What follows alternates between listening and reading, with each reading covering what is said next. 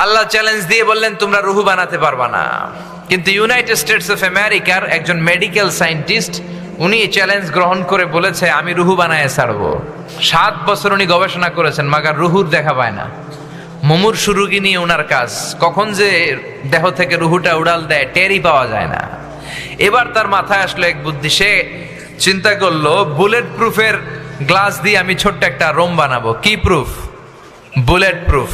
Bullet proof হচ্ছে এমন proof গুলি মারলে ঢুকে না। এই যে আমাদের মাননীয় প্রধানমন্ত্রী মহোদয়, রাষ্ট্রপতি মহোদয় যে গাড়িতে চড়ে, এই গাড়িগুলো বুলেট প্রুফ, কেউ গুলি মারলেও ঢুকবে না, ঠিক কিনা?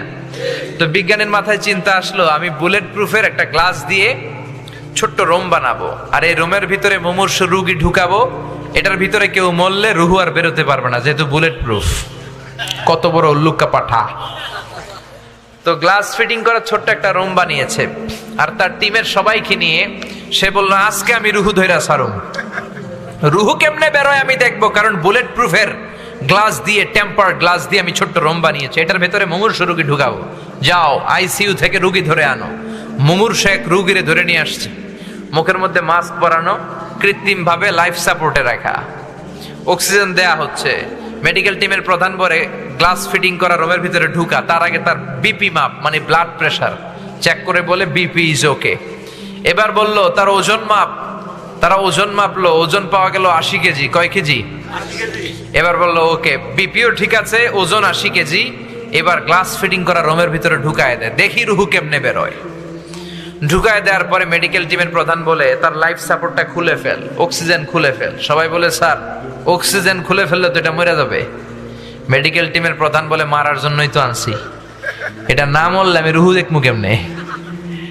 তো গ্লাস ফিটিং করা রুমের ভিতরে ঢুকায়া লাইফ সাপোর্ট খুলে ফেলছে। অক্সিজেনের অভাবে মুমূর্ষু রোগীটা ছটফট ছটফট করতে করতে শেষ মরে গেছে, মাগার রুহু দেখা যায় না। মেডিকেল টিমের প্রধান একবার ডানে তাকায় বায়ে তাকায়, কি খোঁজে? কিন্তু রুহু আছে নাকি? রুহু উড়াল দিছে, ঠিক কিনা? খুঁজে পাওয়া যায় না।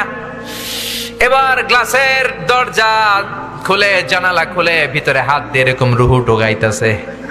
কি টোকায়? টাকি মাছ যেমনে টোকায় না, রুহু খুঁজতেছে। এইভাবে রুহু পাওয়া যায়?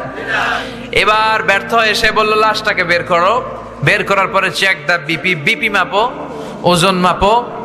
বিপি নাই, কারণ মরে গেছে। মরে গেলে মানুষের এই যে ধাক্কাটা থাকে, কিন্তু ওজন আছে না নাই?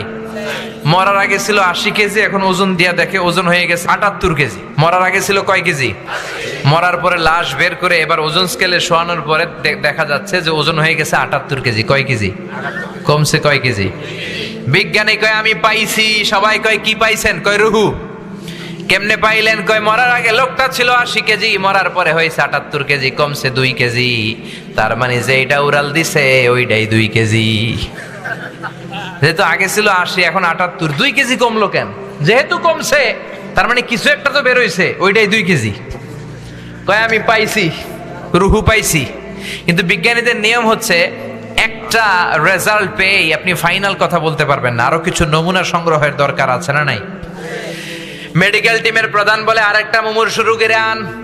বিপি মাপ, বলে বিপি ওকে। ওজন মাপ, কয় ওজন 70 কেজি। কয় কেজি? আরো জোরে, কয় কেজি? বলে এইটারও ঢুকা। এটারও ঢুকাইয়া লাইফ সাপোর্ট খুলে ফেলছে। আইসিইউর যেই লাইফ সাপোর্টটা খুলে ফেলার কারণে অক্সিজেন নাই, এই লোকটাও অক্সিজেনের অভাবে খিচুনি দিয়ে মরে গেছে। এবারও রুহু খুঁজে পায় না। কয় লাশ বাইর কর। বের করার পরে বিপি মাপ, বিপি নাই। ওজন চেক কর, কয় ওজন হয়ে গেছে 71 কেজি। মরার আগে ছিল কয় কেজি? 70 কেজি, এখন হয়েছে 71। আগেরটাতে 2 কেজি কম ছিল, কোনোভাবে মিলানোর সুযোগ ছিল, ঠিক কিনা? কিন্তু এখনের যে এটা দ্বিতীয় লাশ, এইটা কমে নাই, এটারে বাড়াই দিছে কে? আল্লাহ বলে কিয়ামত পর্যন্ত এরকম বিপি মাপতে পারবি, কিয়ামত পর্যন্ত ওজন মাপতে পারবি, কিন্তু আমার তৈরি করা রুহু খুঁজে পাবি ওমা উতিতুম মিনাল ইলমি ইল্লা কালিলা। কারণ মানুষকে আমি এত অল্প জ্ঞান দিয়েছি, এই অল্প জ্ঞান দিয়ে রুহু বের করা যাবে না, ঠিক কিনা? মানুষ মরে গেলে এক একজনের এক এক দশা। কারো হাত পা টাইট হয়ে যায়, দাঁতের মধ্যে খিচুনি লাগে, দেহের গ্যাসগুলো জমাট বেঁধে যায়, ওজন বেড়ে যায়, আর অনেকের শরীরটা ফেসফেসে হয়ে যায়, ছেড়ে দেয় এরকম, ঠিক কিনা? পেটে যে গ্যাস টেস আছে সব বের হয়ে যায়, ওজন কমে যায়, কারো ওজন বাড়বে কারোটা কমবে, এইটা দিয়ে কোনোদিন রুহ খুঁজে পাওয়া যায় না। চিল্লায় বলেন ঠিক কিনা? কোরআনের সব সূরাই বরকতপূর্ণ, কিন্তু এর মধ্যে সূরাতুল মুলকের জন্য আলাদা কিছু স্পেশাল বরকত আছে না নাই? বিশ্বনবী বললেন, ইন্না হাযিহি সূরা মানিআতুন মিন আযাবিল কবর। এই সূরাটা এমন সূরা, যে ব্যক্তি এই সূরা তেলাওয়াত করবে রব্বুল আলামিন তাকে কবরের আযাব থেকে বাঁচায়া দিবে। কবরে আমাদেরকে যাওয়া লাগবে কি লাগবে না? কবরের আযাবের কথা কি বিশ্বাস হয়? কিন্তু আমাদের লাইফস্টাইলের দিকে তাকালে মনে হয় আমরা কোনোদিন কবরে যাব না, আমরা কোনোদিন মরবো না, 1000 বছরের হায়াত নিয়ে মনে হয় দুনিয়াতে আমরা এসেছি, এমন ভাবে চলাফেরা করি, ঠিক কিনা? একদিন মাটির ভেতরে হবে ঘরে মন আমার, কেন বাঁধো দালান ঘর, ঠিক কিনা? মাটির ঘরটা হবে আসল ঘর, তারপরও দুনিয়ার ঘর ফ্ল্যাট, ব্যাংক ব্যালেন্সের জন্য কত মারামারি, গদি নিয়ে কত কিলাকিলি, ঠিক কিনা? আল্লাহ বললেন কবরের ঘর হবে তোমাদের আসল ঘর। দুনিয়ার ক্ষণিকের জীবনের পাওয়ার নিয়ে, ক্ষমতার দাপট নিয়ে, চেয়ার নিয়ে, বিল্ডিং নিয়ে, জমি জমা নিয়ে কিলাকিলি করো না, আখেরাতের সামান গুছাও, আখেরাতটারে সুন্দর করে দিবে কে? কাউরে যদি জিজ্ঞেস করি ভাই এই বাড়িটা কার বাড়ি, কয় হুজুর আমার বাড়ি। আপনার বাবাও যখন এই বাড়িতে থাকতো উনিও কইতো আমার বাড়ি, আপনার দাদা যখন থাকতো উনিও বলতো আমার বাড়ি, আপনি মরে গেলে আপনার ছেলে বলবে আমার বাড়ি, নাতি বলবে আমার বাড়ি, সবাই কয় আমার বাড়ি। যত মানুষ এই বাড়িতে থাকতো থাকবে সবাই বলে আমার বাড়ি। এক বাড়ির মালিকানা দাবি করে কয়জন খেয়াল করেছেন? পরের জায়গা পরের বাড়ি ঘর বাঁধিয়াই আমি রই, আমি তো সেই ঘরের মালিক নই, ঠিক কিনা? হেদায়েতের চিন্তা করলে এই 2 লাইনের গানটাই তো আমাদের হেদায়েতের জন্য যথেষ্ট, ঠিক কিনা?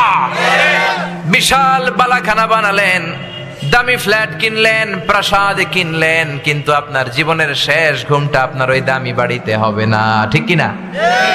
টাকা দিয়ে দামি গোসলখানা বানালেন, টাইলস লাগালেন, কমোড লাগালেন, কিন্তু আপনার জীবনের শেষ গোসলটা আপনার ওই দামি গোসলখানায় হবে না, ঠিক কিনা? যেখানে সব মৃত লাশ ধোয়ায় ওই জায়গায় আপনার ধোয়ানো হবে। চিল্লায় বলেন ঠিক কিনা? এই জন্য বিশ্বনবী বললেন এই সূরাটা পড়বা। 29 পারার প্রথম সূরা, সূরার নাম সূরাতুল মুলক। কি নাম সূরার? চিল্লায় সবাই বলেন কি নাম? ইন্না হাযিহি সূরা মানিআতুন মিন আযাবিল কবর। এই সূরা যারা বেশি বেশি তেলাওয়াত করবে তাদের কবরের ভেতরে কোনো আযাব হবে না। সুবহানাল্লাহ। এই হলো 1 নাম্বার শিক্ষা, মনে থাকবে? এগুলো কোট করে নিয়ে যাবেন, পিক করে নিয়ে যাবেন, তাইলেই মাহফিল থেকে লাভ। সূরাতুল মুলক আমরা তেলাওয়াত করব, তাহলে কবর আযাব থেকে আল্লাহ আমাদের বাঁচায় দিবে। 1 নাম্বার ফাজিলাত।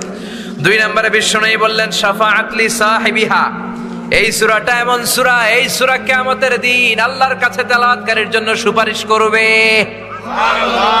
কোরআন যদি সুপারিশ করে, কোরআনের সুপারিশ কবুল করে নিবে কে? আল্লাহ। কোরআনের করা সুপারিশ আল্লাহ রিজেক্ট করতে পারবে? জি না। মাননীয় অর্থমন্ত্রী যদি মাননীয় প্রধানমন্ত্রীর কাছে কোনো বিষয়ে রেকমেন্ডেশন নিয়ে যায়, সুপারিশ করে, প্রধানমন্ত্রী কি এটা ফেলে দিতে পারবে? না। পররাষ্ট্রমন্ত্রী যদি কোনো সুপারিশ করে ফেলে দিতে পারবে? তেমনি কোরআন যদি কিয়ামতের দিন কারো জন্য আল্লাহর কাছে স্পেশাল সুপারিশ করে, রিকমেন্ডেশন দেয়, আল্লাহ এই সুপারিশ ফেলে দিতে পারবে নাকি? না। চিল্লায় বলেন পারবে? না। এজন্য সূরাতুল মুলক বেশি বেশি তেলাওয়াতের দরকার আছে না নাই? আছে। আবার বিশ্বনবী বললেন খাসামাত আন সাহিবিহা। এই সূরাটা তেলাওয়াতকারীর পক্ষে আল্লাহর সাথে কিয়ামতের দিন তর্ক করবে। আল্লাহু আকবার। এই সূরা আল্লাহর সাথে ঝগড়া করবে, ডিবেট করবে। কতক্ষণ? হাত্তা আদখালাহুল্লাহুল জান্নাহ, যতক্ষণ না পর্যন্ত রব্বুল আলামিন এই সূরার তেলাওয়াতকারীকে জান্নাতের ঘোষণা না দেয়। যতক্ষণ না আল্লাহ ঘোষণা দিবে যে যাও আমি তোমাকে জান্নাতের জন্য সার্টিফাই করলাম, ততক্ষণ পর্যন্ত এই সূরা আল্লাহর সামনে দাঁড়িয়ে তর্ক করতেই থাকবে। তার মানে এই সূরাতে বরকত বেশি না কম? বেশি। এজন্য বিশ্বনবী বলতেন মান ক্বারা বিহা ফি লাইলাতিন ফাকাদ আকসারা ওয়া আতাবা। রাত্রি বেলা যে ব্যক্তি এই সূরাটা বেশি বেশি তেলাওয়াত করবে, তেলাওয়াতকারীর আমলনামাটাকে সওয়াব দিয়ে পরিপূর্ণ করে দিবে কে? আল্লাহ। এখন যে সূরা মুলকের তেলাওয়াত তাফসীর আমরা শুনতেছি, এখন দিন না রাত? আমাদের আমলনামাও সওয়াব দিয়ে পূর্ণ করে দিবে কে? আল্লাহ। এজন্য বিশ্বনবী বলতেন আমি চাই আমার প্রতিটা উম্মতের হৃদয়ে সূরাতুল মুলক গাথা থাক। আমি নবী চাই আমার সব উম্মতের হৃদয়ে এই সূরাটা মুখস্থ থাক। আল্লাহু আকবার। এজন্য এই সূরাটা মুখস্থ করার দরকার আছে না নাই? এই যে আরেকটা সবক পাইলেন যে সূরাতুল মুলক মুখস্থ করতে হবে। রাজি আছেন? মাত্র 30টা আয়াত। কয়টা? এক মাসে কয় দিন?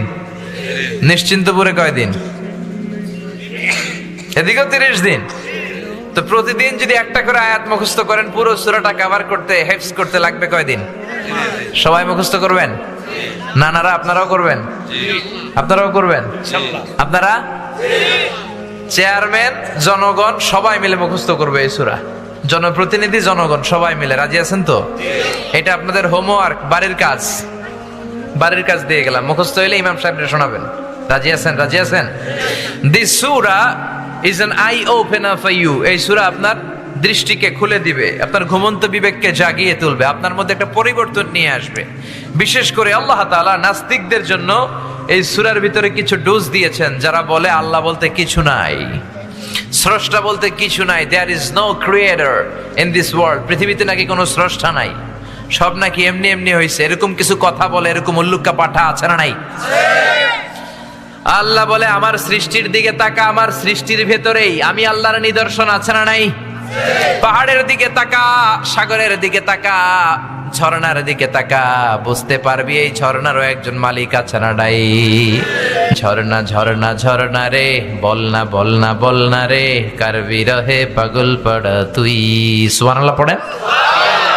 আপনি যখন কক্সবাজারে যাবেন, the longest sea beach in the world, 155 kilometre গেছেন? গেলে দেখবেন কি সাগরের ঢেউ। এই সাগরের দিকে তাকালে মনের অজান্তে আপনার মাথায় এটা চলে আসবে যে এই সাগর এমনি এমনি হতে পারে না, এই সাগরের একজন স্রষ্টা আছে না নাই?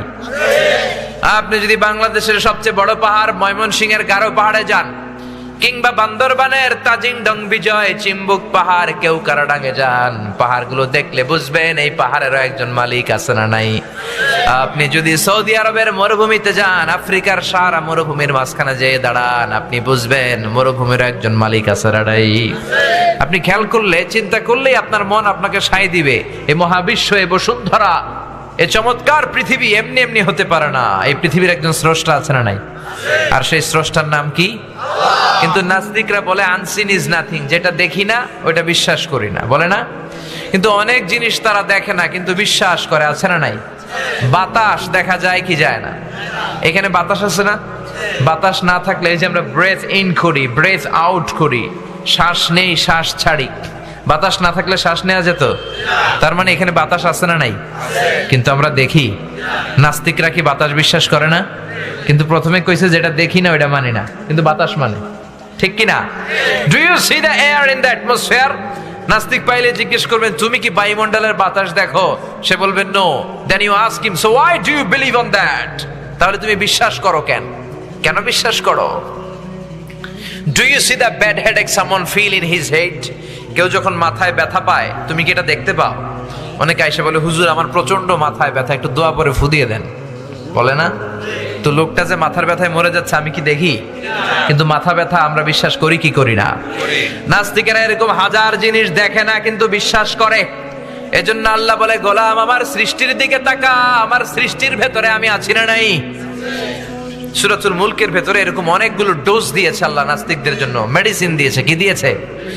এজন্য নাস্তিকদের সাথে সূরা মুলক নিয়ে আপনারা ডিবেট করবেন। কুফা নগরীতে এক নাস্তিক ছিল, উল্লুকা পাঠা। সে বলে আমি আল্লাহরে মানি না, স্রষ্টা বলতে কিছু নাই। কেউ যদি আমারে বুঝায় দিতে পারে যে স্রষ্টা বলে একজন আছে, আমি তার হাতে বায়াত হয়ে আমি মুসলমান হয়ে যাব। কোন সুবহানাল্লাহ। কুফার লোকেরা বলল ইনদানা ইমাম ইসমুহু নু'মান ইবনে সাবিত, আমাদের একজন ইমাম সাহেব আছে নাম নু'মান ইবনে সাবিত। ওনার নাম নু'মান কিন্তু আসলে উনি ইমাম আল আযম আবু হানিফা। সুবহানাল্লাহ বলতে পারলেন না? সবাই বলে আমাদের ইমাম এমন ইমাম তোমারে বুঝায়া ছাড়বে। নাস্তিক বলে ডাক তোদের ইমামকে, তোদের ইমামের সাথে ডিবেট হবে আগামীকাল জুমার নামাজের পর 2টার দিকে ওই বিশাল ময়দানে ডিবেট হবে। হাজার হাজার মানুষ তর্ক দেখার জন্য এসেছে। ইমাম আযম আবু হানিফা আল্লাহর পক্ষে আর নাস্তিক হলো আল্লাহর বিপক্ষে, ঠিক কি না? হাজার হাজার মানুষ দেখতে এসেছে, দেখি কে জিতে যায়। হাজার হাজার মানুষ আসলো, নাস্তিক আসলো, আসে নাই ইমাম আবু হানিফা। কে আসে নাই? 2টা বাজে আসে নাই, 2:30টা বাজে আসে না, 3টা আসে না, উনি আসছে 4টার দিকে, 2 ঘন্টা লেট, 2 আওয়ার্স লেট অলরেডি। কয় ঘন্টা লেট? আসার পরে নাস্তিক বলে, এ কেমন ইমাম যার সময়ের জ্ঞান নাই, এর সাথে আমার কোনো তর্ক নাই। ইমাম আবু হানিফা বলে, ইনদি উযর, আমার কথা আছে, আই হ্যাভ এক্সকিউজ। কি এক্সকিউজ? সাইয়েদনা ইমাম আবু হানিফা বললেন, আমি ঘর থেকে বেরোলাম, প্রতিদিন নদী পার হয়ে আমরা আসি, আজকে ঘর থেকে বেরোয় দেখি নদীর সামনে নৌকা নাই, রাস্তায় কোনো মানুষ নাই, কেউ নাই। আমি হেঁটে হেঁটে নদীর কাছে যেয়ে দেখি নদীর পাশে বিশাল বড় গাছ। হঠাৎ দেখলাম এমনি এমনি গাছটা 2 ভাগ হয়ে গেল, এমনি এমনি গাছ থেকে তক্তা বের হয়ে গেল, করাত ছাড়া মিস্ত্রি ছাড়া এমনি এমনি গাছের তক্তাগুলো জোড়া লেগে নৌকা হয়ে গেল। লগি নাই, বৈঠা নাই, মাঝি নাই, এমনি এমনি নৌকা আমাকে নিয়ে নদীর এপার থেকে ওপার চলে গেল। এই বিশাল প্রসেসিংটা হইতে 2 ঘন্টা আমার দেরি হয়েছে, তো এই জন্য আই এম লেট, আমার দেরি হয়েছে। নাস্তিক কয়, তগো ইমাম ডাইল খাইছে, ডাইল, অথবা গত রাতে ঘুম হয় নাই, পাগলের মতো আবল তাবল বকে, প্রলাপ বকে। সাইয়েদনা ইমাম আবু হানিফা বললেন, এই কথা বলেন কেন? নাস্তিক বলে, করাত ছাড়া গাছ কাটা যায় নাকি? এমনি এমনি গাছ কেটে যায় নাকি? এমনি এমনি তক্তা বেরোয় নাকি? এমনি এমনি তক্তাগুলো জোড়া লেগে নৌকা হয় নাকি? এমনি এমনি লগি নাই, বৈঠা নাই, এমনি এমনি মাঝি ছাড়া নৌকা চলে নাকি? ইমাম আবু হানিফা বললেন, এই তো আপনি লাইনে চলে আসছেন, now you are on the right track, এখন আপনার বোঝানো আমার সহজ হবে। সাইয়েদনা ইমাম আবু হানিফা বললেন, এমনি এমনি তক্তা হয় না, এমনি এমনি গাছ কাটে না, এমনি এমনি মাঝি ছাড়া নৌকা চলে না, তাহলে এই আকাশটা কেমন করে এমনি এমনি হলো? জমিনটা কেমন করে এমনি এমনি হলো? পাহাড় পর্বত মহাবিশ্ব কেমন করে এমনি এমনি হলো? আল্লাহু আকবার। এই যুক্তির সামনে নাস্তিকের আর কোনো যুক্তি নাই। নাস্তিক কয়, তাই তো, আসলেই তো আমি একটা উল্লুকা পাঠা, এতদিন পর্যন্ত আমি এইভাবে চিন্তা করি নাই, আমি তো এরকম ভাবি নাই। ও নু'মান ইবনে সাবিত, তো ইমাম, আসলে আপনি বড় ইমাম, আর আমি তর্কে জড়াতে চাই না, আপনার হাত দেন, আমি আপনার কাছে বায়াত হলাম, আর আমারে আপনি পড়িয়ে দেন লা ইলাহা ইল্লাল্লাহু মুহাম্মাদুর রাসূলুল্লাহ সাল্লাল্লাহু আলাইহি ওয়াসাল্লাম। নাস্তিকদের জন্য এরকম সুন্দর সুন্দর ডোজ এই সূরার ভেতরে দিয়েছে কে? আল্লাহ। আরো জোরে বলেন, কে? সূরার নাম সূরাতুল মুলক। সূরার নাম কি? সূরাতুল মুলক। মুলক মানে ক্ষমতা, মুলক মানে কি? মুলক মানে পাওয়ার, মুলক মানে অথরিটি, মুলক মানে সভরেনিটি। আল্লাহ শুরু করলেন, তাবারাকাল্লাযী বিয়াদিহিল মুলকু ওয়া হুয়া আলা কুল্লি শাইইন কাদির। সুমহান সেই সত্তা যার হাতে সব ক্ষমতা, আর তিনি যেটা চান সেটাই করতে পারেন। একমাত্র যেটা চান সেটাই করতে পারেন তিনি কে? তাবারাকা শব্দ দিয়ে আল্লাহ সূরা শুরু করলেন। আল্লাহ বললেন, আমি এত বরকতময়, তাবারাকাল্লাযী, বরকতময় সেই সত্তা, বিয়াদিহিল মুলকু, যার হাতে সব ক্ষমতা। ক্ষমতা সব কার হাতে? আল্লাহ। নাকি আপনাদের হাতে? আপনারা তো বলেন ক্ষমতার মালিক নাকি আপনারা? জনগণ সকল ক্ষমতার উৎস, আপনারা এগুলো বলেন না? বলেন না? বলেন না? এগুলো রাষ্ট্রীয় কুফুরি, রাষ্ট্র থেকেও অনেক কুফুরির ডোজ আমাদেরকে শিখাই দেওয়া হয়, ঠিক কিনা? সকল ক্ষমতার মালিক একজন, তিনি কে? আমাদের কোনো ক্ষমতা নাই, সব ক্ষমতা কার? আল্লাহ বলে, ওয়া খুলিকাল ইনসানু দাঈফা, আমি তোমাদেরকে দুর্বল করে বানালাম। আমরা শুধু দুর্বল না, আমরা সবাই দুর্বল, দুর্বলের ঘরের দুর্বল। আমি দুর্বল, আমার বাবা দুর্বল, আমার দাদা দুর্বল, আমার 14 গোষ্ঠী দুর্বল। তার মানে দুর্বলের ঘরের সবল একজন, তিনি কে? আল্লাহ। ক্ষমতা একজনের, কার? আল্লাহ। মনে থাকবে? পেঁচায় ফেলবেন না তো আবার? পেঁচানো যাবে না, সব ক্ষমতার মালিক হচ্ছেন আল্লাহ। আমাদের ক্ষমতা থাকে কেমন করে? আপনার যখন পেটে ব্যথা হয়, ডায়রিয়া হয়, আপনি বিছানায় গড়াগড়ি খান কি খান না? তো কেন গড়াগড়ি খান? আপনি না ক্ষমতার মালিক? সব ক্ষমতার উৎস বলে আপনি। 3 বার টয়লেটে গেলে 4th বার আর তার চেহারার দিকে তাকানো যায় না, ঠিক কিনা? 5ম বার টয়লেট থেকে বের হয়ে কয়, আমি মইরা যামু, আমারে ধর। তো মরবেন কেন? আপনি তো ক্ষমতার মালিক, আপনার ক্ষমতা গেল কই? একবার ডায়রিয়া হলে আর ক্ষমতা থাকে না, সবার কাছে মাফ, আমারে মাফ করে দেন, আমি মরে যাব। আসলে আমাদের কোনো ক্ষমতাই নাই, ক্ষমতার মালিক একজন, তিনি কে? আল্লাহ। পেছন থেকে বলে কেউ, যদি বলে হুজুর সাপ, ফস পাওয়া যাবে আপনাদেরকে? আপনারা থাকলো আমি আমার 2 নানার লিয়া দৌড় তুমি এদিকে। চাচা আপন প্রাণ বাসা, অসহায়। রিক্সার টায়ার পাংচার হইলে আমরা লাভ দিয়ে উঠি, লাভ দেই না? ট্রাকের টায়ার পাংচার হয়েছে, আমি নিজেই তো কত লাভ দিছি। আমি তো এক জেলা থেকে আরেক জেলায় যাই, বিভিন্ন জায়গায় যাই, রাস্তায় প্রায় এই দুর্ঘটনাগুলো ঘটে। ট্রাকের টায়ার পাংচার, বিকট আওয়াজ হয়, মনে হয় যে ককটেল মেরেছে, লাভ দিয়ে উঠি। ড্রাইভার কয় হুজুর ডরায়েন না, টায়ার পাংচার হয়েছে। তখন বোঝা যায় আমার সাহস কতটুকু। আসলে আমাদের কোনো ক্ষমতা নাই, ক্ষমতার মালিক কে? এজন্য আল্লাহ বললেন তাবারাকাল্লাযী বিয়াদিহিল মুলকু ওয়া হুয়া আলা কুল্লি শাইইন কাদির। সুমহান সেই সত্তা যার হাতে ক্ষমতা, ক্ষমতা কার হাতে? বর্তমান পৃথিবীতে সবচেয়ে সুপার পাওয়ার বলে দাবি করে ডোনাল্ড ট্রাম্প নিজেকে, তাই না? তার একটা বক্তব্য দেখবেন, ইউটিউবে পাবেন, সে ভাষণ দিচ্ছিল, কে যেন বিউগলে মানে একটা হুইসেলে ফু দিয়েছিল আর আল্লাহু আকবার বলেছিল। সে 3টা লাভ দিছে, আর তার স্পেশাল সিকিউরিটি ফোর্স এসএসএফ এসে তাকে ঘিরে ধরেছে। এত ক্ষমতার অধিকারী, একটা হুইসেল দিলে লাভ দিয়ে ওঠে। আচ্ছা না নাই? আবার বোঝা যায় যখন তুফান শুরু হয়, বোঝা যায় আমাদের ক্ষমতা কত কম যখন ভূমিকম্প হয়।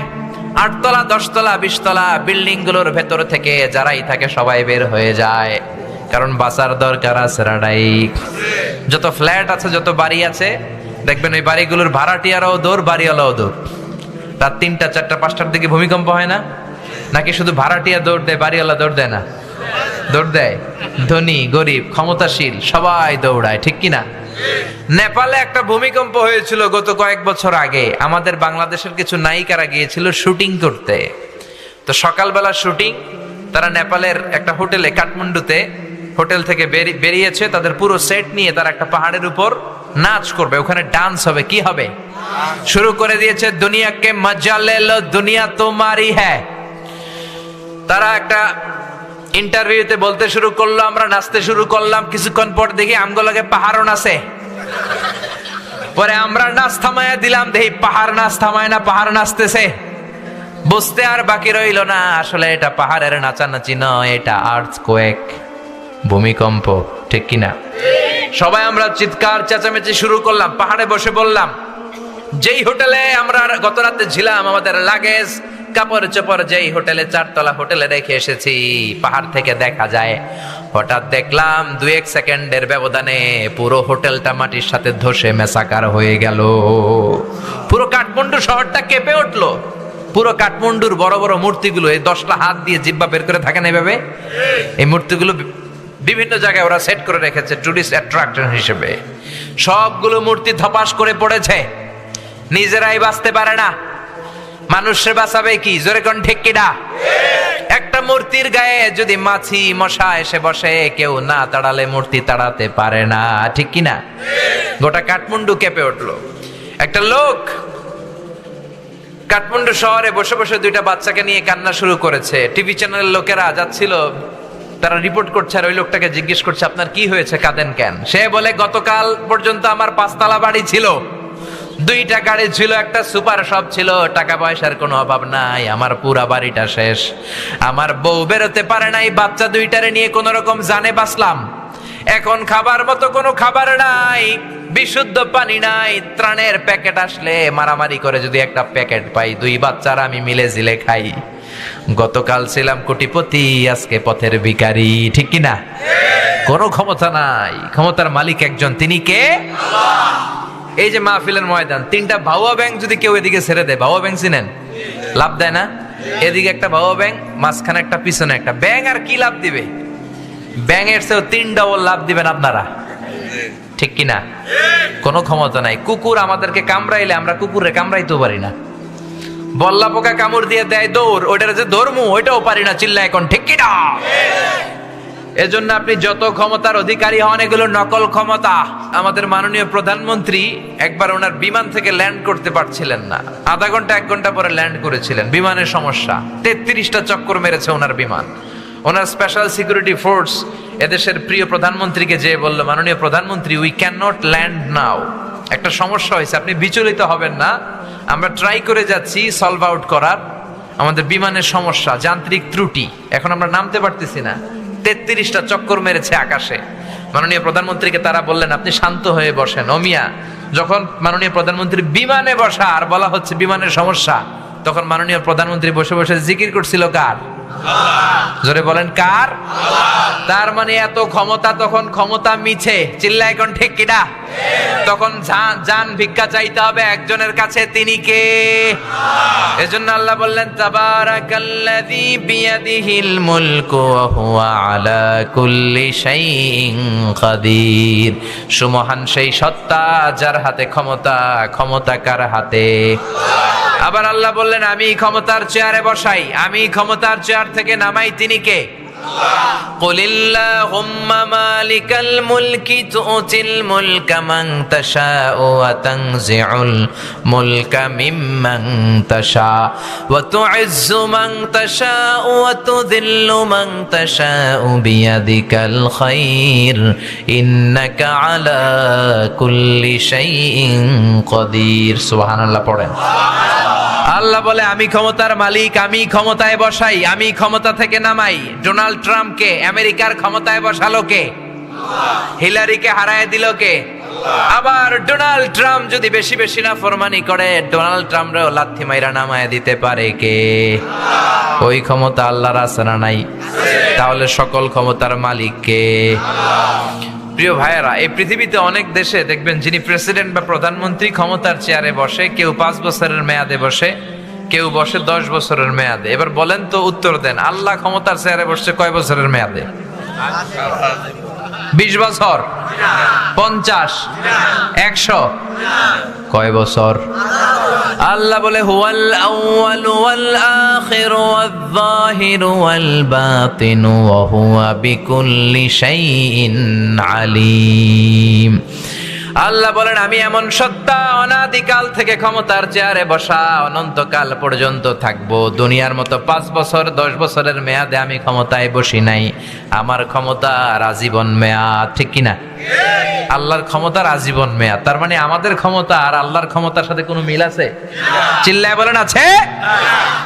আবার পৃথিবীর অনেক দেশে দেখবেন ডেমোক্রেটিক সিস্টেমে ভোটে জিতে ক্ষমতায় যেতে হয়। আল্লাহ কি ভোটে জিতে আসছে? কথা বলতে হবে চিল্লায়, ভোটে জিতে আসছে? অনেক দেশে ডিক্টেটরশিপ মানে স্বৈরাচারী পদ্ধতি, জোর যার মুল্লুক তার। আল্লাহর ক্ষমতা কি এরকম? অনেক দেশে মোনার্কি সিস্টেম, রাজতন্ত্র, রাজার পোলা রাজা। আল্লাহর বাপ ছিল রাজা, এজন্য আল্লাহও রাজা। এরকম এরকম? আল্লাহ বলে, আমার ক্ষমতা এরকম না। কুল হুয়াল্লাহু আহাদ আল্লাহুস সামাদ লাম ইয়ালিদ ওয়া লাম ইউলাদ ওয়া লাম ইয়াকুল লাহু কুফুয়ান আহাদ। লাম ইয়ালিদ ওয়া লাম ইউলাদ, আমি আল্লাহ কাউরে জন্ম দেই নাই, কারো ঔরসে আমি আল্লাহ জন্ম নেই নাই, ঠিক কি না? পৃথিবীর শুরু থেকে আমি ক্ষমতার চেয়ারে বসে আছি, শেষ পর্যন্ত থাকবো, তিনি কে? আবার পৃথিবীর অনেক দেশে দেখবেন ক্ষমতায় যেতে হলে জোট করা লাগে, কোয়ালিশন করা লাগে। বাংলাদেশের জোটের রাজনীতি আছে না নাই? প্রথমে শুরু হইলো 4 দলীয় জোট, তারপরে 14 দলীয়, এরপরে 18 দলীয়, এরপর 20 দলীয়, এরপরে মহাজোট, এবার হবে মহাজোট, ঠিক কিনা? তো আল্লাহর ক্ষমতায় যাওয়ার জন্য কি জোট করা লাগছে? চিল্লায় বলেন, জোট করা লেগেছে? আল্লাহ বলে, আমার ক্ষমতায় কেউ শরীক নাই। ওয়ালাম ইয়াকুল্লাহু শারীকুম ফিল মুলকি ওয়া কাব্বিরহু তাকবীরা। আমার ক্ষমতায় শরীক দল নাই, আমার ক্ষমতায় কোয়ালিশন নাই, আমার ক্ষমতায় কেউ জোট নাই। আমি একা একাই সব ক্ষমতার মালিক। চিল্লায় বলেন ঠিক কিনা? আবার পৃথিবীর অনেক দেশে দেখবেন জোর করে যিনি রাজা বা সুলতান বা প্রেসিডেন্ট বা প্রধানমন্ত্রী আন্দোলন করে তারে ক্ষমতার চেয়ার থেকে নামানো হয়। এরকম গণ অভ্যুত্থানের ইতিহাস পৃথিবীতে আছে না নাই? আমি মিশরে ছিলাম 5 বছর। মিশরে একটা আন্দোলন হলো, হোসনি মোবারক ছিল প্রেসিডেন্ট, সবাই মিলে এরা টাইনা নামাইছে। তা আমরাও যদি পৃথিবীর সবাই মিলে আল্লাহর বিরুদ্ধে একটা আন্দোলন করি, আল্লাহর টাইনা নামানো যাবে না? যাবে না? না? আচ্ছা, পৃথিবীতে যত জিন আছে, জিনেরা যদি বলে আমরাও মানুষের সাথে একাত্মতা ঘোষণা করলাম, আল্লাহরে আমরা মানি না, তাহলে তো আল্লাহ ক্ষমতা থেকে নেমে যাবে নাকি? ফেরেশতারাও যদি কয় আমরা মানি না, মানুষ জিন ফেরেশতা 3 দলীয় জোট এরকম আন্দোলন করলে আল্লাহর ক্ষমতা শেষ? কথা বলবেন, আল্লাহর ক্ষমতা শেষ হবে? আল্লাহ বলে, ওয়া আন্নাকুম গায়রু মুজিজিল্লাহ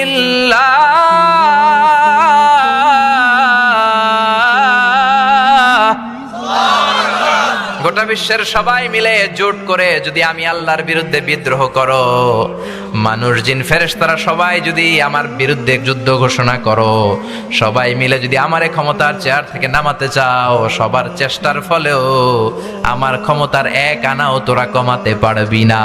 ঠিক কি না? এজন্য আল্লাহ বলে আমি ক্ষমতার মালিক, কোনোদিন ক্ষমতা থেকে নামবো না।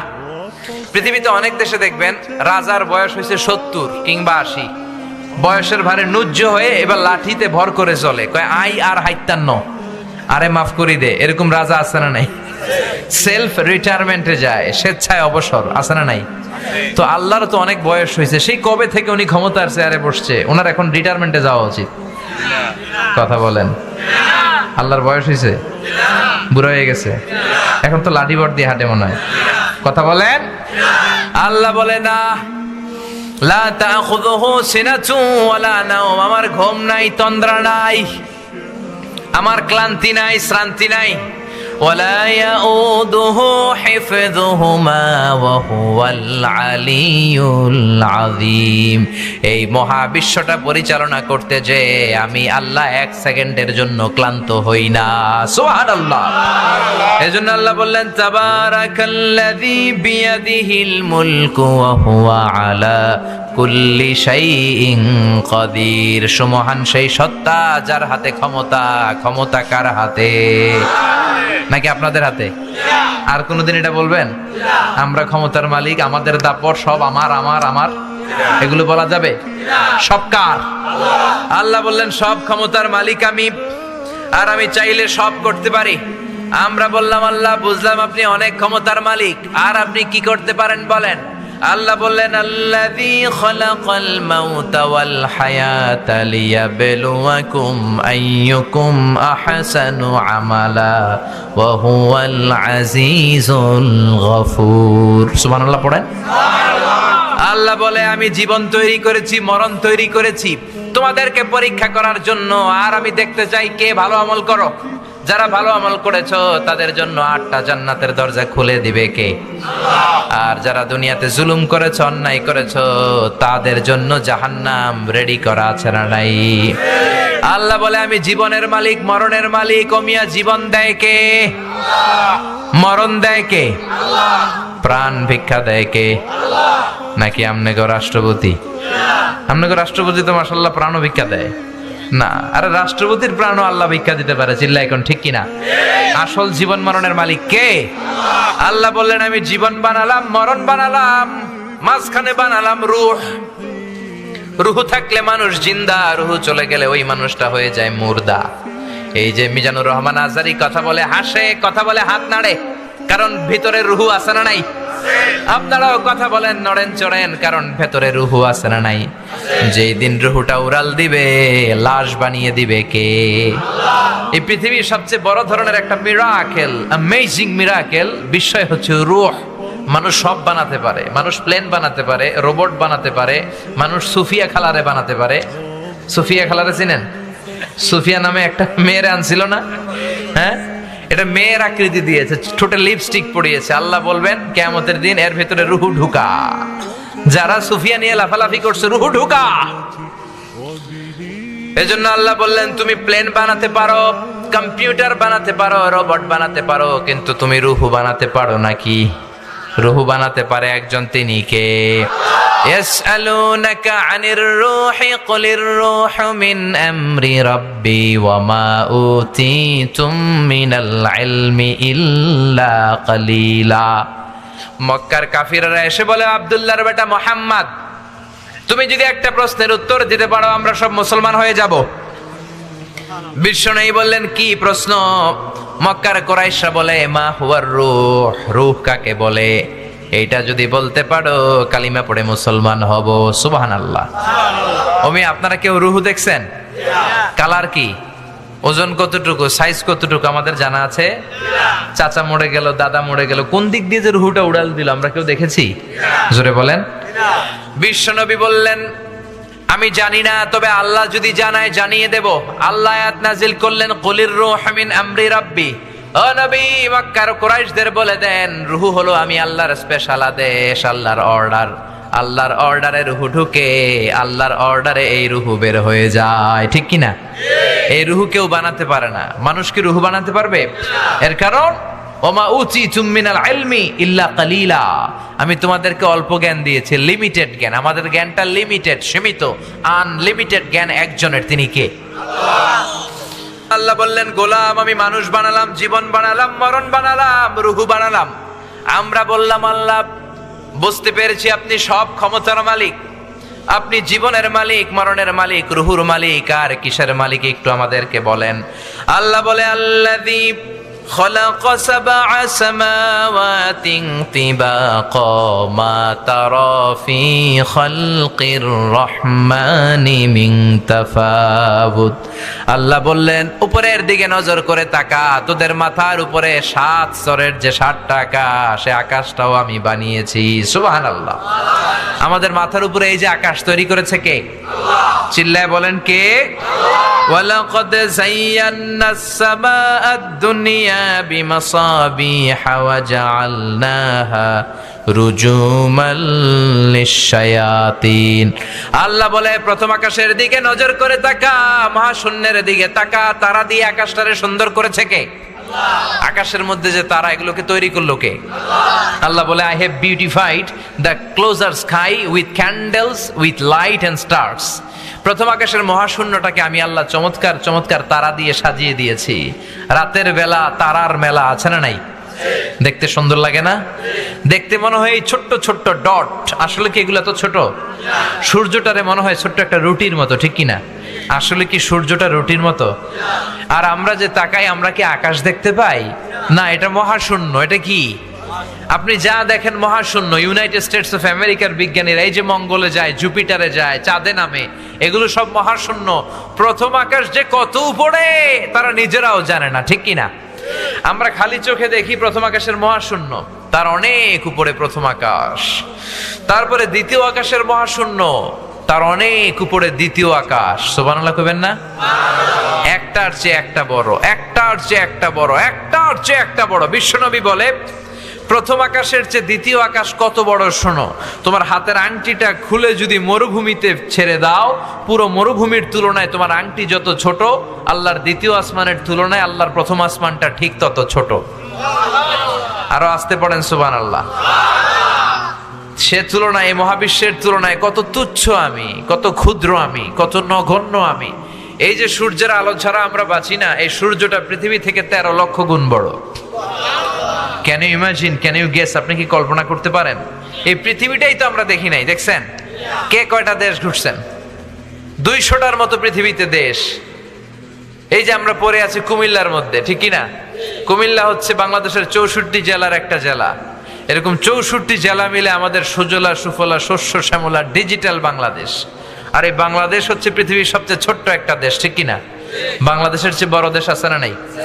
পাশের ইন্ডিয়াই তো আমাদের চেয়ে কত বড়, কানাডা কত বড়, রাশিয়া বাংলাদেশের চেয়ে প্রায় 200 গুণ বড়। এরকম 200টা দেশ নিয়ে পৃথিবীর মাত্র 30 ভাগ স্থল, বাকি 70 ভাগ হচ্ছে শুধু হানি আর হানি। বুঝতে পেরেছেন? বাকি 70 ভাগ পানি, 30 ভাগ মাত্র স্থল। তো এই পৃথিবীটা এত বিশাল, আর ওই সূর্যটা নাকি পৃথিবীর চেয়ে 13 লক্ষ গুণ বড়। তার মানে এই সূর্যই কি মহাবিশ্বের সবচেয়ে বড় তারা? না। ব্যাটেল জিউস নামে একটা তারা আছে, যে সূর্য পৃথিবীর চেয়ে 13 লক্ষ গুণ বড়। ওই ব্যাটেল জিউস তারা আবার সূর্যের চেয়ে 33 কোটি গুণ বড়। তার মানে ব্যাটেল জিউস তারাটাই কি সবচেয়ে বড় তারা? না, ব্যাটেল জিউসের চাইতেও বিশাল বিশাল বড় তারা আছে। এরকম কত million billion trillion zillion fillion octillion তারা যে মহাকাশের প্রথম আকাশের মহাশূন্যে আছে, নাসার বিজ্ঞানীরা নিজেরাও জানে না। কোন সুবহানাল্লাহ। সূর্যের পরে পৃথিবীর সবচেয়ে কাছের তারার নাম প্রক্সিমা সেন্ট্রাই। কি নাম? আসেন, এই প্রক্সিমা সেন্ট্রাইতে আমরা একটা শীতকালীন ভ্রমণ করে আসি, একটা ট্যুর করে আসি, সফর করে আসি। যাবেন? কে কে যাবেন? হাত তোলেন। মাশাআল্লাহ, অনেক সাহস। তো এই প্রক্সিমা সেন্ট্রাই হচ্ছে সূর্যের পরে পৃথিবীর সবচেয়ে কাছের তারা। এই পৃথিবীর সবচেয়ে কাছের যেই তারাটা, এই তারাটাতে যদি আমরা ট্যুর করতে যাই, তাহলে আমাদের কিছু প্রিপারেশনের দরকার আছে না নাই? 2.3 লাইট ইয়ার আলোকবর্ষ দূরে পৃথিবী থেকে সবচেয়ে দূরের যেই তারাটা, ওইখানে তো আমরা যাইতেই পারবো না। সবচেয়ে কাছের যেই তারা প্রক্সিমা সেন্ট্রাই, ওখানে যদি আমরা যাই, আমরা প্লেন দিয়ে যেতে পারবো না, আমাদেরকে রকেট দিয়ে যেতে হবে, ঠিক কিনা? কারণ বর্তমান পৃথিবীর সবচেয়ে দ্রুতগামী বিমানটার নাম হচ্ছে বোম সুপারসনিক। এটা হচ্ছে সবচেয়ে দ্রুতগামী প্যাসেঞ্জার প্লেন, যাত্রী নিয়ে উড়ে 1200-1300 কিলোমিটার বেগে এটা ছুটে। এর আগে ছিল কনকর্ড, এটা 1000 কিলোমিটার বেগে ছুটতো। এই কনকর্ড নর্থ আটলান্টিককে পাড়ি দিতে, আড়াআড়ি পাড়ি দিতে 4 ঘন্টা লেগে যেত, 1000 কিলোমিটার বেগে ছোটার পরেও। তো আমরা এই বোম সুপারসনিক দিয়েও ওই তারাতে নামতে পারবো না, কারণ প্যাসেঞ্জার বিমান দিয়ে মাধ্যাকর্ষণ শক্তি ভেদ করা যায় না। আমাদের যেতে হবে রকেট দিয়ে। জোরে বলেন, কি দিয়ে? যারা যারা হাত তুলছিলেন আমার সাথে যাবেন তো? হ্যাঁ, শীতকালীন পিকনিক করব আমরা কোথায়? পৃথিবী থেকে সবচেয়ে কাছের যেই তারাটা, ওখানে যে আমরা নেমে পিকনিক করব। রাজি আছেন? হাত যারা তুলেছেন রাজি আছেন নাকি ভয় ঢুকে গেছে অন্তরে? তো আমাদের যেতে হবে রকেট দিয়ে। আমরা যাব অ্যাপোলো 11 নামে একটা রকেট আছে, যেটা দিয়ে নীল আর্মস্ট্রং 1969 সালে চাঁদে নেমেছিল। এই ঘটনাটা আমরা জানি না? উনি চাঁদে নেমেছিল, এডউইন অলড্রিন আর মাইকেল কলিন্সকে নিয়ে চাঁদে নেমেছিল। ওই রকেটটা দিয়ে যাব। ওই রকেটটা সেকেন্ডে চলে 11 কিলোমিটার বেগে, মিনিটে চলে 660 কিলোমিটার বেগে, ঘন্টায় চলে 39,000 কিলোমিটার বেগে। সুবহানাল্লাহ বাড়িতে যেয়ে বলেন, চিল্লায় পড়েন আল্লাহু আকবার।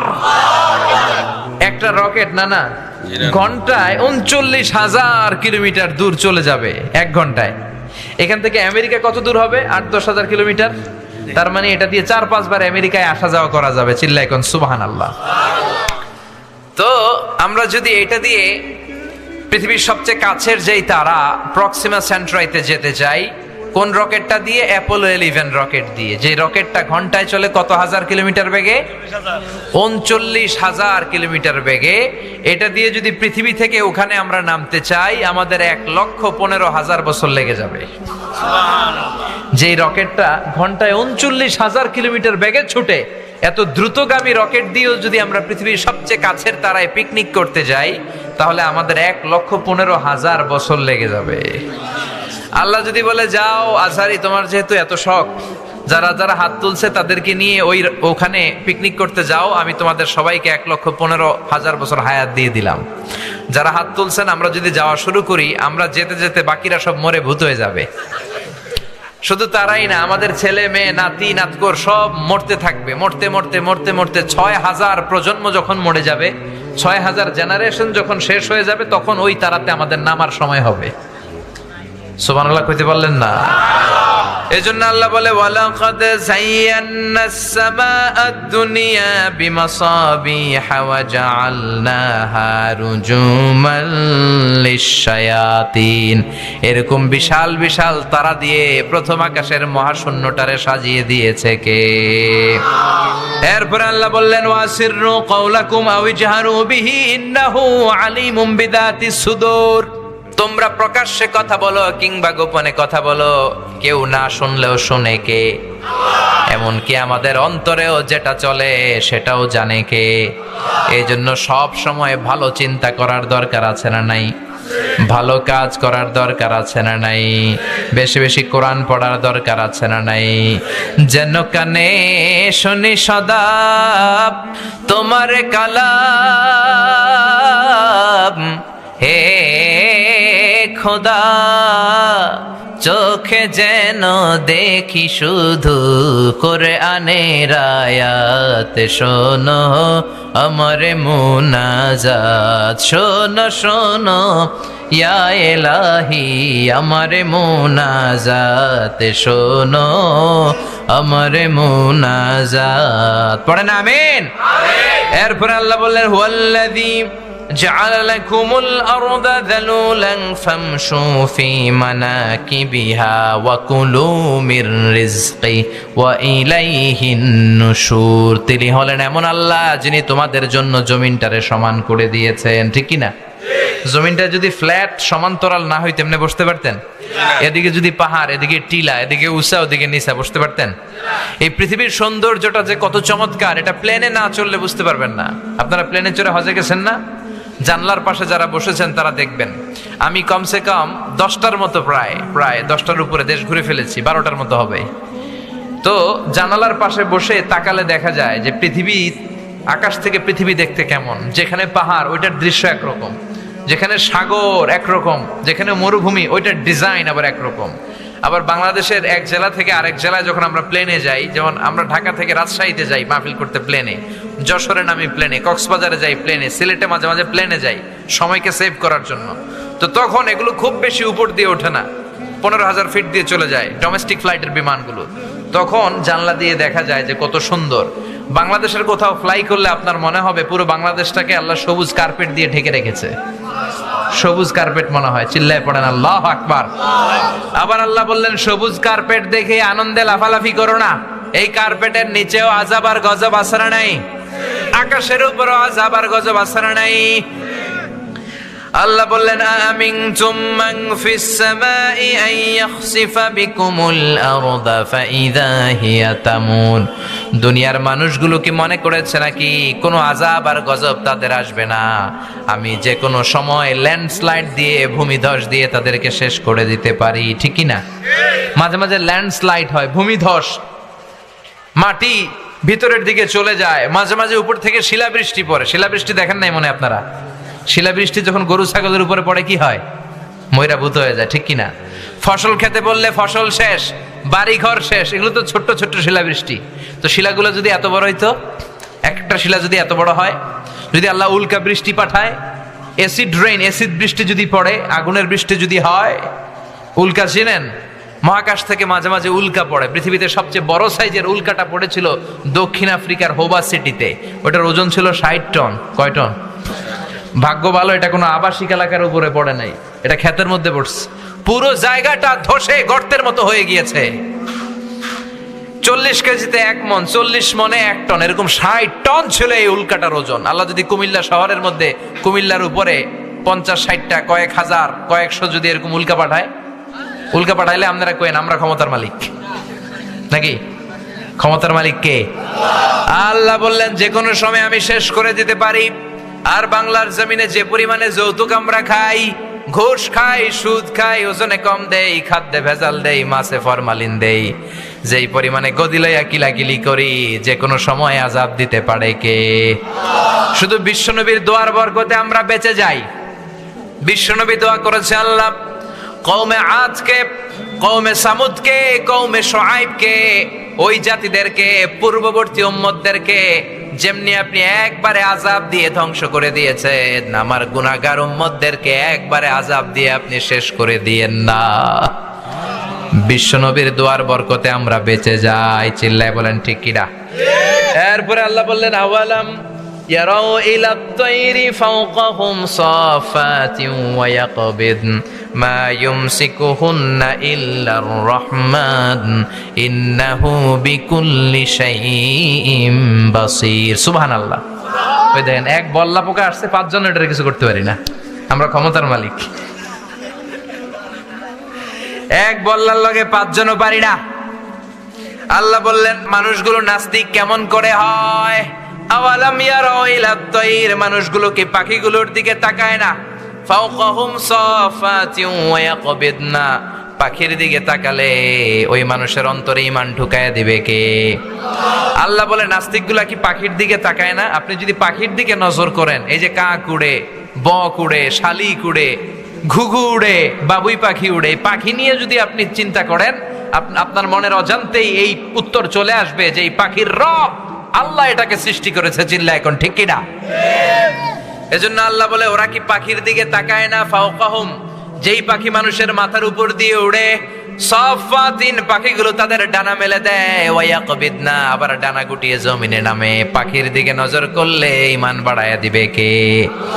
এই পৃথিবীতে কত ধরনের পাখি যে আল্লাহ তৈরি করেছেন, আপনি জিওগ্রাফিক্যাল চ্যানেল দেখবেন, আপনার ঈমান বেড়ে যাবে। নর্থ আমেরিকাতে হামিং বার্ড নামে একটা পাখি আছে, পৃথিবীর সবচেয়ে ছোট্ট পাখি, সবচাইতে ছোট। এটার প্রাপ্ত বয়স যখন হয়, এটা 3, 4, 5 ইঞ্চি বড় হয়। প্রতি সেকেন্ডে এই পাখিটা ডানা ঝাপটায় 80 বার। কয়বার? আচ্ছা, আপনি আপনার হাত 1 সেকেন্ডে ঝাপটাতে পারবেন কয়বার? 4 বার, 5 বার, এরপরেই তো শেষ। কিন্তু এই পাখিটা 1 সেকেন্ডে ডানা ঝাপটায় কয়বার? পৃথিবীর সব পাখি শুধু সামনে উড়ে, এই হামিং বার্ড সামনে যেমনি উড়ে পিছনের দিকে উঠতে পারে। সুবহানাল্লাহ বাড়িতে যে কোয়েন। আলপিন সুইফট বার্ড নামে একটা পাখি আছে সাউথ ইউরোপের আল্পস পর্বতমালার নাম শুনছেন? এই আল্পস পর্বতমালার পাশে এই পাখি থাকে, সুইফট বার্ড। এই পাখি একবার শূন্যে উড়াল দিলে 8 মাস উড়ন্ত অবস্থায় থাকে, আবার জমিনে নামে, আবার উড়াল দিলে আবার 8 মাস। মেঘের আপ থেকে পানি খায়, পোকামাকড় গুলো শূন্য থেকে ধরে খায়, উড়ন্ত অবস্থায় মলত্যাগ করে। একবার উঠলে শূন্যে 8 মাস থাকতে পারে। কোন সুবহানাল্লাহ। হোমা বার্ড নামে একটা পাখি আছে, এই পাখি উড়ন্ত অবস্থায় ডিম পেড়ে দেয়, আর ওই ডিম জমিনে পড়ার আগেই শূন্যে ফেটে বাচ্চা বের হয়ে ওই বাচ্চা উড়তে শুরু করে দেয়। এজন্য আল্লাহ বলে, গোলাম তোরা কি পাখির দিকে তাকাবি না? পাখিকে আরবিতে বলে তয়র, আর বিমানকেও আরবিতে বলে তয়র, ঠিক কিনা? পাখি আরবি যা, বিমান আরবিও তা। Birds and aeroplane maintain the same flying mechanism while flying. পাখি যেমনি উড়ে, বিমানও এমনি উড়ে। এজন্য পাখির উপর গবেষণা করতে করতে আমেরিকার 2 জন ভাই উইলভার রাইট অরভিল রাইট বিমান বানায় ফেলছে। সুবহানাল্লাহ কইতে পারলেন না? 1903 সালে আমরা বানাতে পারি নাই, আমরা শুধু ফতুয়া দেই, তুই কাফের, তুই কাফের, তুই মুশরিক। মারামারি কিলাকিলি আমাদের মধ্যে আছে না নাই? কিন্তু ইহুদি খ্রিস্টান এরা রিসার্চ করে, এদের গবেষণার পাল্লা এত ভারী, এরা বিমান বানায় ফেলছে। একদিন 2 দিনে না, শত শত দিন এই 2 ভাই পাহাড়ের মধ্যে শুয়ে পাখি নিয়ে গবেষণা করেছে, কোরআনের আয়াতের উপর বেসিস করে, যে পাখি কেমন করে উড়ে, কেমন করে নামে। গবেষণা করতে করতে করতে করতে বিমান বানায় ফেলছে। সুবহানাল্লাহ পড়ে। সর্বপ্রথম ফ্রান্সের এক শহর থেকে আরেক শহরে সেফলি বিমান ল্যান্ড করেছে। শুরু হয়ে গেল মানুষের স্বপ্ন পূরণ। আগে মানুষ শুধু পাখির দিকে তাকায় থাকতো, আর কইতো হায় হায় রে, পাখি উড়ে, আমরা উঠতে পারি না। এখন পাখির চেয়েও দ্রুত বেগে আমরা উড়ি, ঠিক কিনা? আপনি যখন হজে যান, উড়ে উড়ে যান না? পাখির গতিতে যান নাকি আরো গতিতে? একটা বিমান যখন ট্যাক্সি করে, মানে শূন্যে জমিনে যখন চড়ে, রানওয়েতে যখন চড়ে, এটাকে ইংরেজিতে ট্যাক্সি বলে। কি বলে? ট্যাক্সি বলে। আবার এসে যখন বোর্ডিং ব্রিজের সাথে ভিড়ে, এটাকে বলে পার্কিং। আবার শূন্যে থাকলে এটাকে বলে ফ্লাইং, এটা ফ্লাইং অবস্থায় আছে। তো জমিনে যখন ট্যাক্সি করে, টেক অফ করার আগে, মানে উড়ার আগে, গ্রাউন্ডে 500 kilometre per hour or 600 kilometre per hour যদি চড়তে পারে, 600 কিলোমিটার বেগে যখন ট্যাক্সি করতে পারে, তখন বিমানটা পাখার মধ্যে উইংয়ে ব্লেডগুলোর মধ্যে ধাক্কা মেরে এটা শূন্যে উড়াল দেয়। পাখি যেমনি উড়ালটা দেয়, বিমানটাও এমনি উড়াল দেয়। কোন সুবহানাল্লাহ। বানাতে বানাতে মানুষ বানায় ফেলছে বোম সুপারসনিক, পৃথিবীর সবচেয়ে দ্রুতগামী বিমান, ঘন্টায় 1300 কিলোমিটার বেগে চড়ে। সুবহানাল্লাহ পড়বেন না? এয়ার বোয়িং A380 পৃথিবীর সবচেয়ে বড় সাইজের বিমান, 525 জন লোক নিয়ে ওঠে, 4টা ইঞ্জিন, ডবল ডেকার। ওমিয়া 500-600 লোক যদি থাকে, এদের কয়েকটা করে লাগেজও আছে না নাই? বিমানের ওজন আছে না নাই? সুবহানাল্লাহ কইবেন না? এজন্য আল্লাহ বলে, পাখি নিয়ে গবেষণা কর। পাখির ভেতরে নিদর্শন দিয়েছে কে? আল্লাহ। এই পাখি থেকে গবেষণা করে বিমান আবিষ্কার হলো। এই বিমান আবিষ্কার হওয়ার আগ পর্যন্ত পৃথিবীর সব দেশের ছিল হয় সেনাবাহিনী আর ছিল নৌবাহিনী। বিমান আবিষ্কারের পর শুরু হলো বিমান বাহিনী, এয়ারফোর্স, মিলিটারি। এখন প্রত্যেকটা স্বাধীন দেশের আছে না নাই? এজন্য আল্লাহ বললেন, গোলাম পাখির দিকে তাকা, পাখির দিকে নজর কর। পাখি নিয়ে গবেষণা করলে তোদের ঈমান বাড়িয়ে দিবে কে? এই সূরাটা আল্লাহ শেষ করলেন এই বলে, কুল আরাআইতুম ইন আসবাহা মাউকুম গাওরান ফামান ইয়াতিকুম বিমাইম মাইন। বলো দেখি সবে, শুকাইয়া যদি যায় এই পৃথিবীর পানি, তাহলে হেথায় তটনির ধারা কে দিবে সবারে আনি। আল্লাহ বললেন, এই জমিনের পানি যদি শুকিয়ে যায়, তোরা পানি পাবি কই? একদিন সকালে ঘুম থেকে উঠে দেখলেন টিউবওয়েলে পানি নাই, ট্যাপ ঘুরালেন পানি নাই, পুকুরে নাই, বাজারেও মিনারেল ওয়াটার নাই, খাবেন কি? হ্যাঁ, তখন বললেন আমি ক্ষমতার মালিক। ক্ষমতার মালিক একজন, তিনি কে? আল্লাহ বললেন, কেউ পানি দিতে পারে না, কৃত্রিম ভাবে কেউ পানি বানাতে পারে না, একজন ছাড়া, তিনি কে? এজন্য আমরা পানি চাইবো কার কাছে? নাকি বৈশাখীর কাছে যাবেন? বৈশাখী মেঘের কাছে জল চেয়ে তুমি কাঁদবে, আমি চাই না তুমি কাঁদবে, আমি চাই না, বলে না? আবার হিন্দুরা ইন্দ্রদেবের কাছে চায়। হিন্দুদের ধর্মবিশ্বাস অনুযায়ী ইন্দ্রদেব বৃষ্টি দেয়। আমরা বলি না, বৃষ্টি দেওয়ার মালিক একজন, মেঘ দেওয়ার মালিক একজন, তিনি কে? আল্লাহ। মেঘ দে পানি দে ছায়া দে রে তুই, আল্লাহ মেঘ দে। পড়েন সবাই, আল্লাহ মেঘ দে পানি দে ছায়া দে রে তুই আল্লাহ মেঘ দে। পানি দেওয়ার মালিক কে? রিজিক দেওয়ার মালিক কে? একদিন ঘুম থেকে উঠে যদি দেখেন ঘরে কোনো খাবার নাই, বাজারও দোকানপাটে কিচ্ছু নাই, খাবেন কি? আপনাকে রিজিক দিব কে? নাকি খাদ্যমন্ত্রী, প্রধানমন্ত্রী? কেউ রিজিক দিতে পারে? আসল ক্ষমতার মালিক একজন, তিনি কে? আমাদের কোনো ক্ষমতা নাই, সব ক্ষমতা কার?